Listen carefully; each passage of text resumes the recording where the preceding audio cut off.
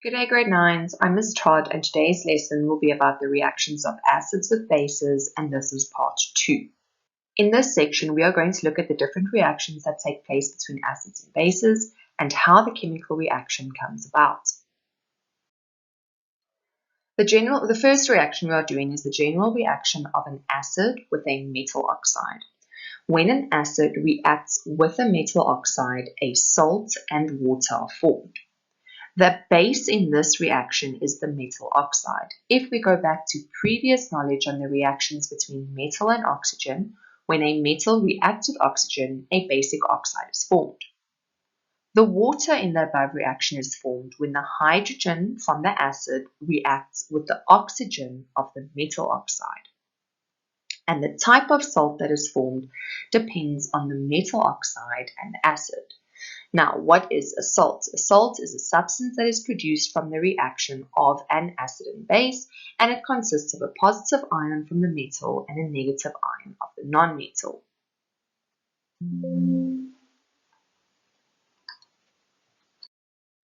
The general reaction the general equation of a metal oxide with an acid will be a metal oxide plus acid, and it gives us salt and water.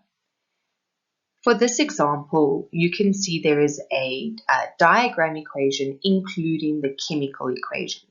So for this diagram equation and chemical equation, we have copper oxide, which is our metal oxide, plus HCl, which is hydrochloric acid, which is our acid, and the salt that forms is copper chloride, and our second product is water.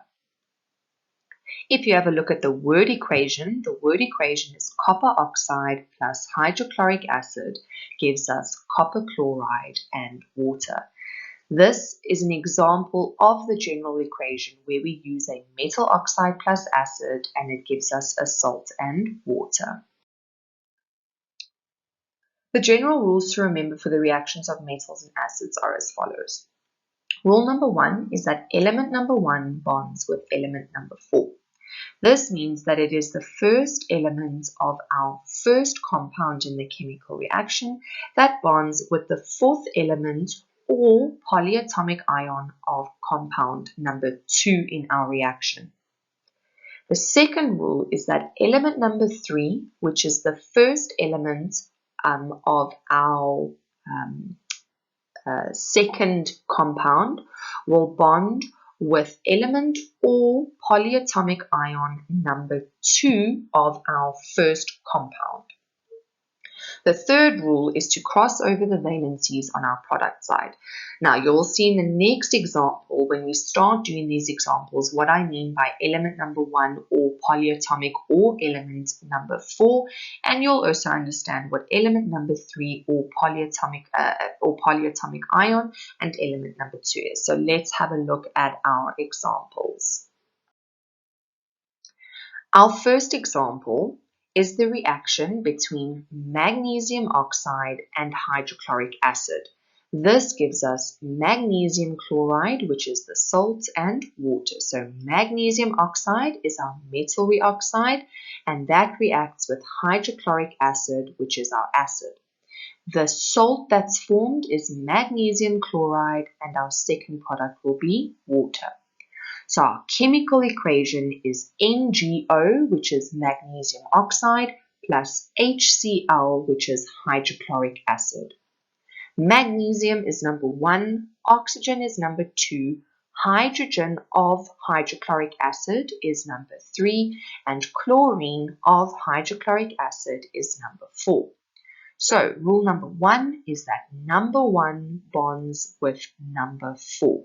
So Mg bonds with Cl, and number 3 bonds with number 2 to give us H2O. The valency of magnesium is +2 and the valency of chlorine is -1.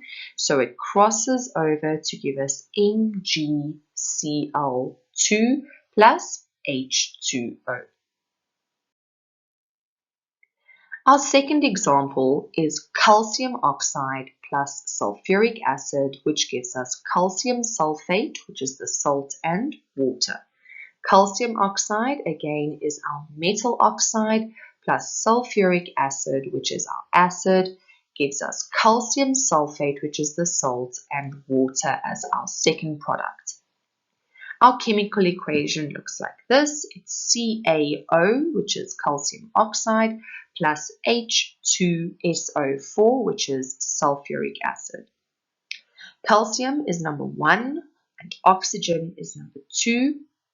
Then H2 of SO4 is number 3 and SO4 is number 4. Remember, SO4 is a polyatomic ion, so it moves as one unit.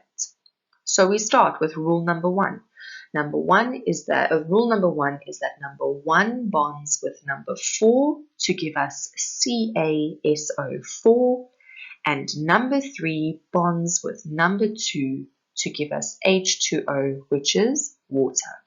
The valency of calcium is +2, and the valency of sulfate, which is SO4, is -2. So they cancel each other out, so there's no need to write down or cross over the valencies of our salt product. An example where this section is applied in nature is through the process of acid rain. So, when acids like sulfur dioxide, carbon dioxide, and nitrogen dioxide are emitted into our atmosphere by the combustion of fuels, they are then emitted into the atmosphere, where they are dissolved in the moisture of the air or in our clouds, where the acid is then dissolved into the water. When it is dissolved, the sulfuric acid is converted into, the sulfur dioxide is converted into sulfuric acid, and the nitrogen dioxide is converted into nitric acid. The formation of those acids lead to acid rain. Acid rain, when it does come down to the surface of the earth, is extremely detrimental to plant life, ecosystems, and crops. Because of the acid rain that comes down to the surface of the earth, it goes into the soil of our crops or of our land, and it changes the pH value of soil. That in turn then prevents crops and prevents plants from growing, which can in turn have an impact on our ecosystems. So the acid or the gases that are released into our atmosphere are dissolved into the rain, or into the water and the moisture in the air, and comes down back to earth in the form of acid rain. Now we move on to our second example, where we are combining an acid with a metal hydroxide. So when an acid reacts with a metal hydroxide, again, a salt and water are formed. Now remember, from our previous knowledge of metals and reactions of metals and oxygen, metals react with water to form a basic hydroxide. So our metal hydroxide here is our base that reacts with an acid. That then gives us a salt and water. The type of salt, again, depends on the metal oxide that we are combining or reacting with, as well as the acid. For this specific section, we are just working with what we call strong bases. An example of strong bases is sodium hydroxide, potassium hydroxide, and calcium hydroxide. Take note that all of these equations have OH at the end, because now we are working with metal hydroxides and not metal oxides. The general equation when we combine an acid with metal hydroxide will be metal hydroxide plus acid, and it gives us a salt and water. The first example I've given you here is a chemical equation. So we have sodium hydroxide, which is NaOH, plus HCl, which is our acid, gives us H2O, which is water, and NaCl, which is our salt. The word equation can be seen there. Sodium hydroxide reacts with hydrochloric acid to make water and sodium chloride. The general rule again stays the same for this one, or for this example again, the same as metal oxides with acids. Rule number 1 is that element number 1 bonds with element number 4.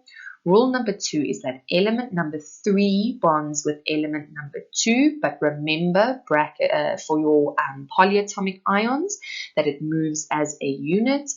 And rule number 3 is that we cross over the valencies of the products. Let's have a look at our first example with the reaction of acids and a metal hydroxide. Example number 1 is sodium hydroxide plus hydrochloric acid, and it gives us sodium chloride and water. Sodium hydroxide is our base, hydrochloric is our acid, sodium chloride is our salt, and water is our second product. The chemical equation here is NaOH, which represents sodium hydroxide, and HCl, which represents hydrochloric acid. Sodium is number 1, and OH is number 2. The whole of OH is number 2 because it is a polyatomic ion.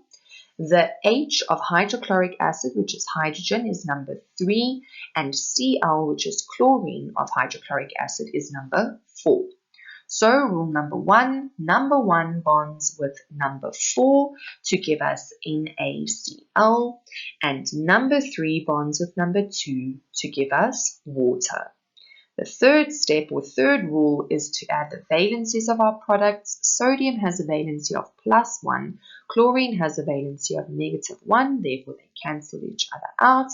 So our final product will be NaCl, which is sodium chloride, plus H2O, which is water.